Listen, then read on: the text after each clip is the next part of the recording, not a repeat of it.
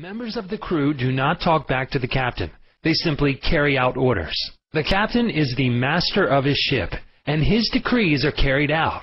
Likewise, your conscious mind is the captain and the master of your ship, which represents your body, environment, and all your affairs. Your subconscious mind takes the orders you give it based upon what your conscious mind believes and accepts as true. When you repeatedly say to people, "I can't afford it," then your subconscious mind takes you at your word and sees to it that you will not be in a position to purchase what you want. As long as you persist in saying, "I can't afford that car, that trip to Europe, that home, that fur coat or ermine wrap," you can rest assured that your subconscious mind will follow your orders, and you will go through life experiencing the lack of all these things. Last Christmas Eve, a beautiful young university student looked at an attractive and rather expensive traveling bag in a store window. She was going home to Buffalo, New York for the holidays. She was about to say, "I can't afford that bag," when she recalled something she had heard at one of my lectures, which was, never finish a negative statement. Reverse it immediately and wonders will happen in your life. She said, "That bag is mine. It is for sale. I accept it mentally, and my subconscious sees to it that I receive it."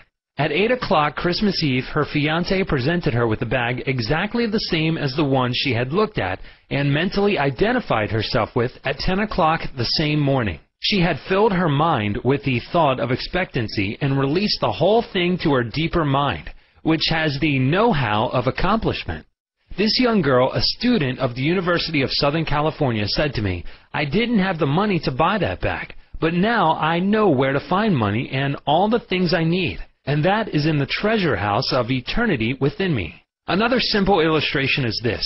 When you say, "I do not like mushrooms," and the occasion subsequently comes that you are served mushrooms in sauces or salads, you will get indigestion because your subconscious mind says to you, "The boss, your conscious mind, does not like mushrooms." This is an amusing example of the outstanding differences and modes of operation of your conscious and subconscious minds. A woman may say, "I wake up at 3 o'clock if I drink coffee at night." Whenever she drinks coffee, her subconscious mind nudges her as if to say, "The boss wants you to stay awake tonight." Your subconscious mind works 24 hours a day and makes provisions for your benefit, pouring all the fruit of your habitual thinking into your lap. How her subconscious mind responded. A woman wrote me a few months ago as follows. "I am 75 years old, a widow with a grown family. I was living alone and on a pension. I heard your lectures on the powers of the subconscious mind, wherein you said that ideas could be conveyed to the subconscious mind by repetition, faith, and expectancy. I began to repeat frequently with feeling, 'I am wanted. I am happily married to a kind, loving, and spiritual-minded man. I am secure.'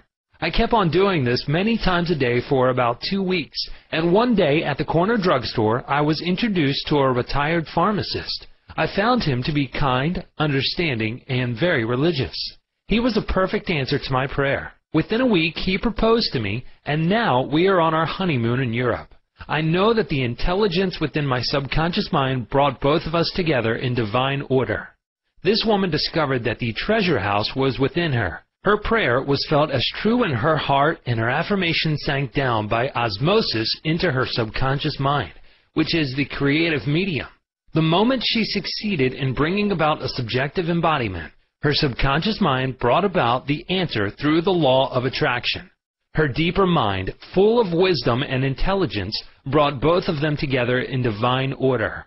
Be sure that you think on whatsoever things are true, whatsoever things are honest, whatsoever things are just, whatsoever things are pure, whatsoever things are lovely, whatsoever things are of good report, if there be any virtue, and if there be any praise, think on these things. Chapter 2. How your own mind works. You have a mind, and you should learn how to use it. There are 2 levels of your mind, the conscious or rational level, and the subconscious or irrational level.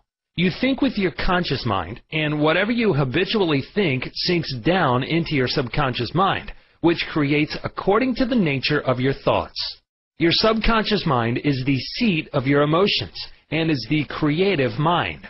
If you think good, good will follow. If you think evil, evil will follow. This is the way your mind works. The main point to remember is once the subconscious mind accepts an idea, it begins to execute it. It is an interesting and subtle truth that the law of the subconscious mind works for good and bad ideas alike. This law, when applied in a negative way, is the cause of failure, frustration, and unhappiness. However, when your habitual thinking is harmonious and constructive, you experience perfect health, success, and prosperity. Peace of mind and a healthy body are inevitable when you begin to think and feel in the right way.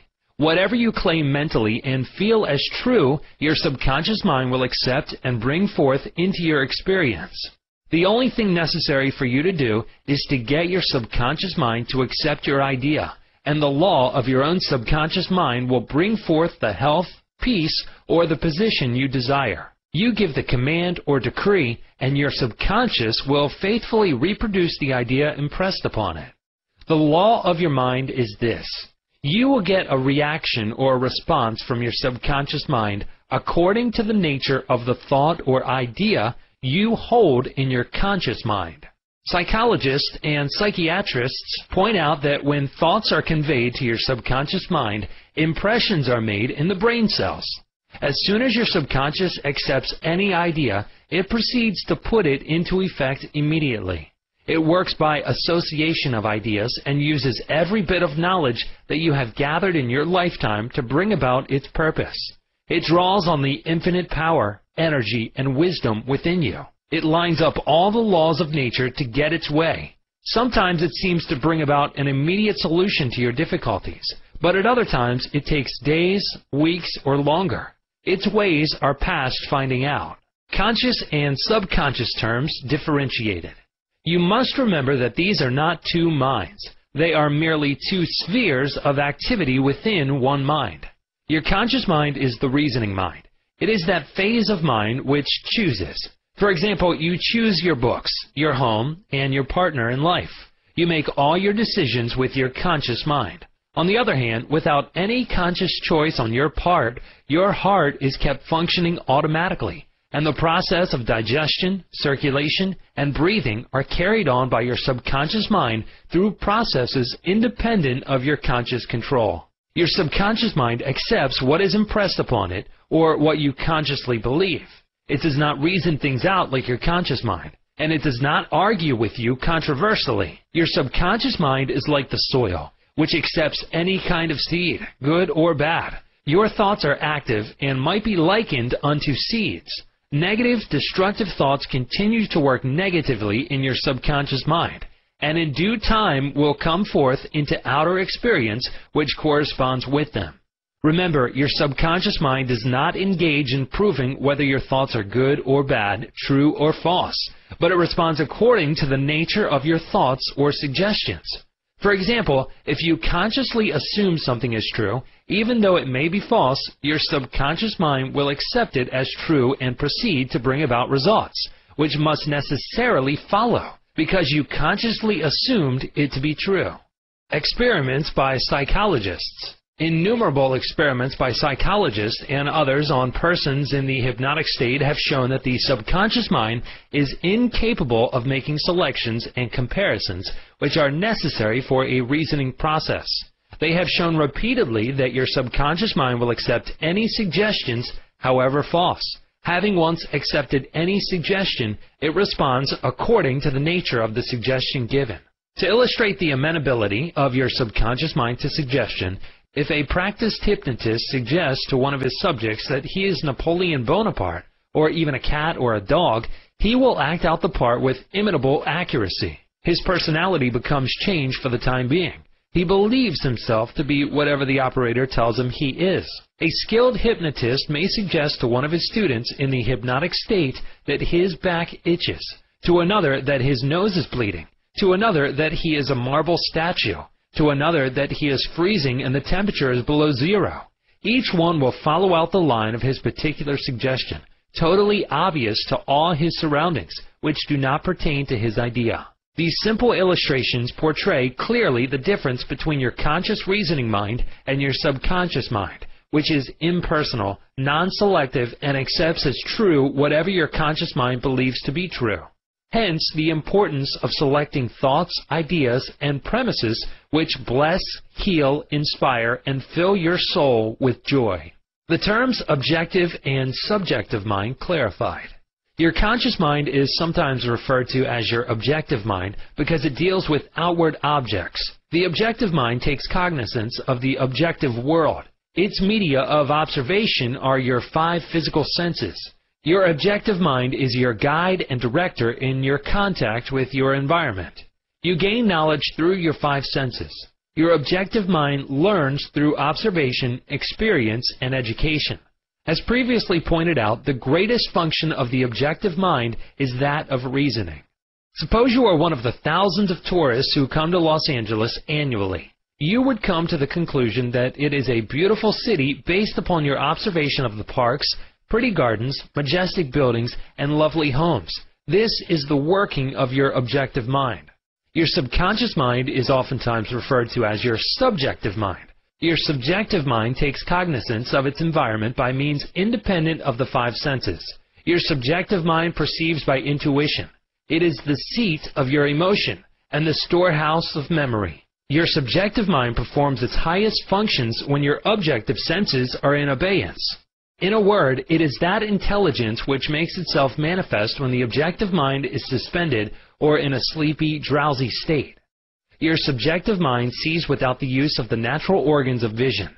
It has the capacity of clairvoyance and clairaudience. Your subjective mind can leave your body, travel to distant lands, and bring back information oftentimes of the most exact and truthful character. Through your subjective mind, you can read the thoughts of others, read the contents of sealed envelopes, and close safes. Your subjective mind has the ability to apprehend the thoughts of others without the use of the ordinary objective means of communication. It is of the greatest importance that we understand the interaction of the objective and subjective mind in order to learn the true art of prayer. The subconscious cannot reason like your conscious mind.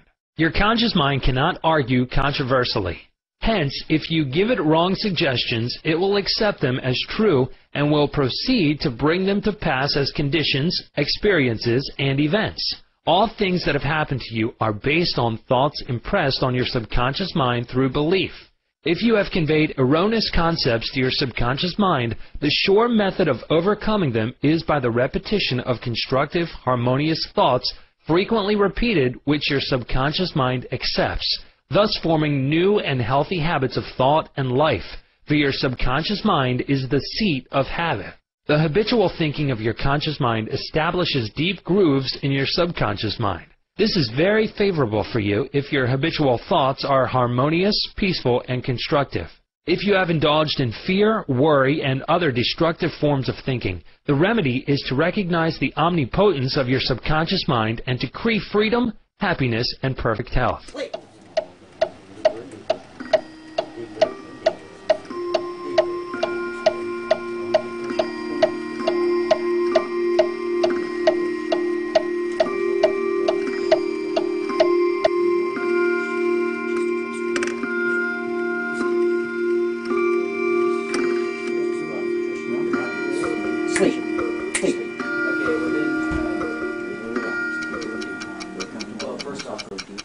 I'm Jeff Mason, board-certified clinical hypnotherapist, and I invite you to make an appointment with me. The initial consultation is completely free, and all my work in hypnotic treatment is guaranteed. My number is area code 208-378-9320.